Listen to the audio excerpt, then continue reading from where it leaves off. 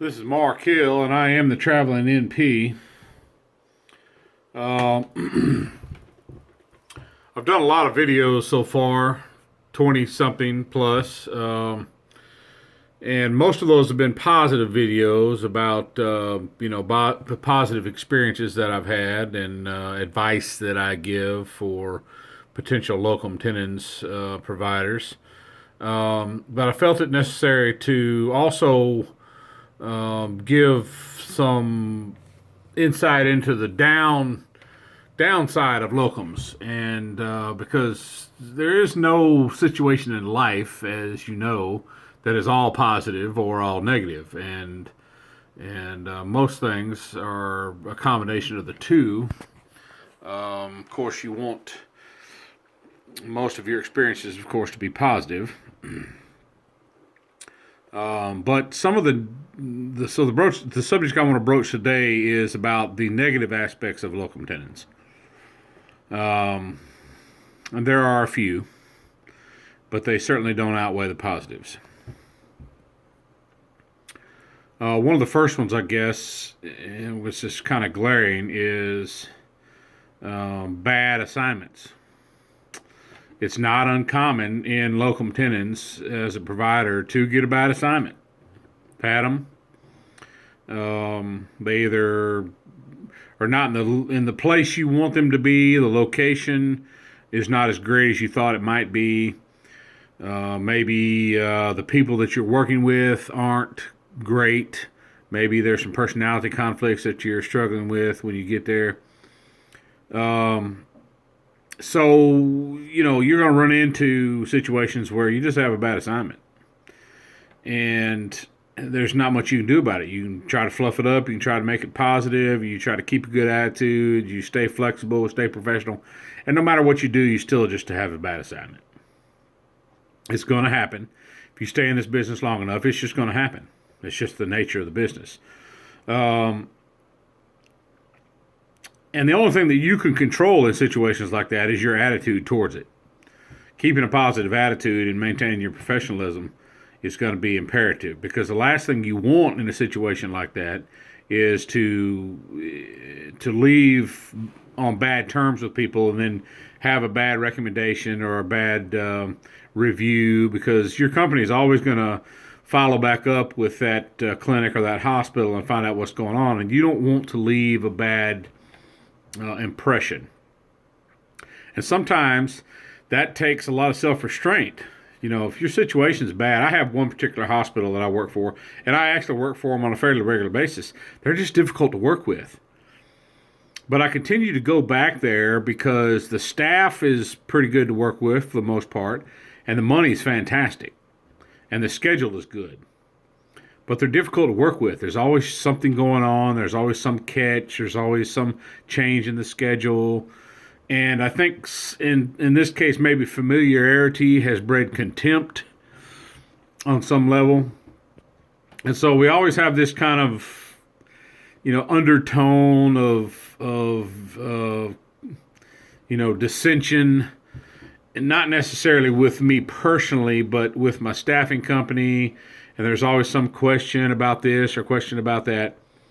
But I continue to go back there, and they continue to request me because I try to always maintain a solid, constant state of professionalism.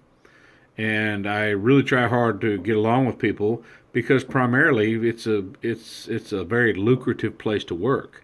Every time I walk out of that place, I walk out with a big fat check. So it's not a dangerous place to work, although it has been very busy at times, and I have gone. One time last year, I went 48 hours with almost no sleep at this place. But that was nobody's fault. It was just the way that it worked out. But I continue to maintain a relationship with this hospital because I want to continue to work there. For my purposes and what I want from a financial standpoint, it's worth it to me. But it's not a great assignment, necessarily. And that's my choice. Your choice may not to ever go back there, and that'll be fine too. So you're always going to have assignments that just aren't great, and this is going to happen. It may happen more than once. It may happen a lot. So you have to be prepared for that. And you gotta roll with the punches. You can't get discouraged. You gotta look at it from a business standpoint. Um, you've got to, remember this is a business, and you're a business person now, and you are selling yourself constantly. Number two, if you work like I work, the hours can be very long. I work 24-hour shifts, and I just got off of a 63-hour rotation that started Friday night at 5 o'clock and ended up on Monday morning at 8. And for the entire time I was there, I was up all through the night, seeing sometimes Saturday night I just saw, two people came in back to back. One of them had a headache and nausea for the last week. Well, they decided to show up at the emergency room at 12 o'clock on Saturday night. And the other was a 13-year-old with flu-like symptoms, chills, and fever of 101 for the last 12 hours, that instead of coming in during the day or coming to the clinic, which I staffed, they decided to show up to the emergency room around 1 o'clock at night. Well, that kind of stuff is just pure de-aggravating.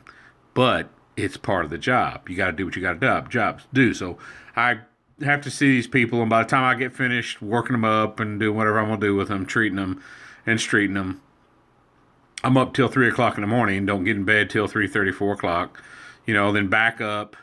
It's 8 o'clock in the morning, 9 o'clock, doing rounds, checking lab work, things like that. So your sleep can be very interrupted when you're doing 24-hour shifts. And so you can't do long stretches of things like that. It can really wear you out emotionally and physically.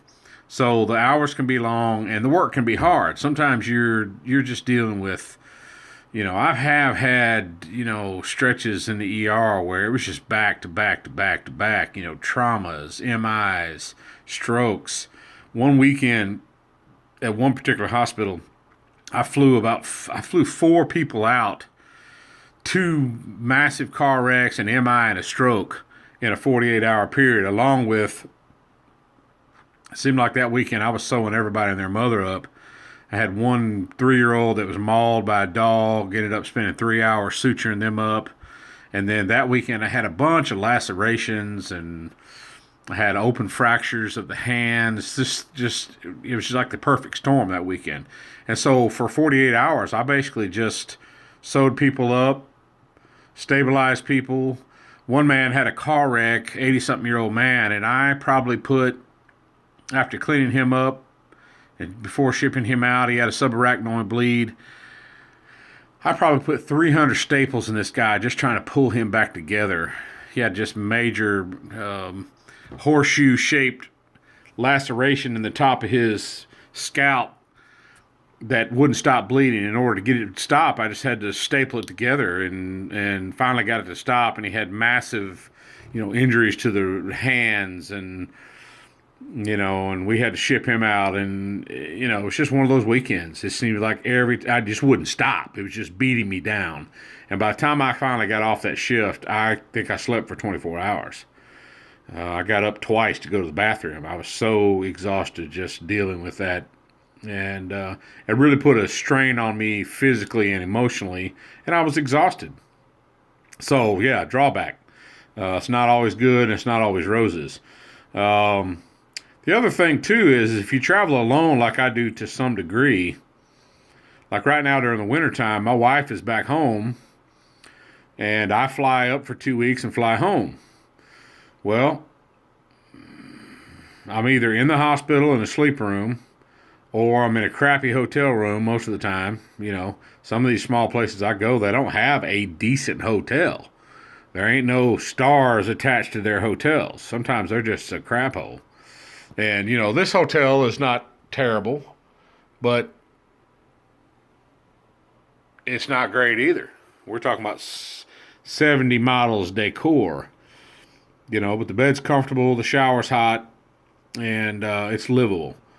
It can be kind of lonely, Get out here, you're working hard, you're doing your thing, and, you're spending long hours, and you're staying in crappy hotel rooms. It's not always ponies and rainbows. You know what I mean? Now I ain't complaining. I chose this life, um, so it is what it is. Now I'll do this. I'll do this little stretch for about 2 weeks. Then I'll go home for a couple weeks, be with the family, hang out, do what I want to do. But it's still kind of a drawback. Crappy hotel rooms, stretches, loneliness, just doing your thing. So I try to keep myself busy the entire time. Now, on off times, I of course do my telemed stuff that I've talked about in older videos. So keep in mind that locums, I'm not trying to give you the impression that it's a bad gig, because it's not. Locums is awesome. I love it. But there are not always great things, just like there's not always great things in everything. I mean, you can find good and bad in almost anything that you do.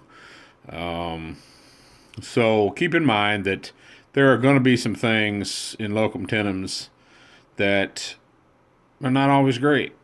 And there's going to be some hard days, some hard shifts, some long, excruciating, shifts that just seem like they're never going to end. I've had them, been there, done that. But it makes me a better clinician, I think. Makes me a better provider. To just power through it and maintain a good attitude and stay strong and stay diligent. And keep a good attitude. Sometimes that's the hardest part, is just keeping a good attitude. Man, sometimes you just want to just piss and moan and bitch, and, it can be difficult at times. So, word for the day.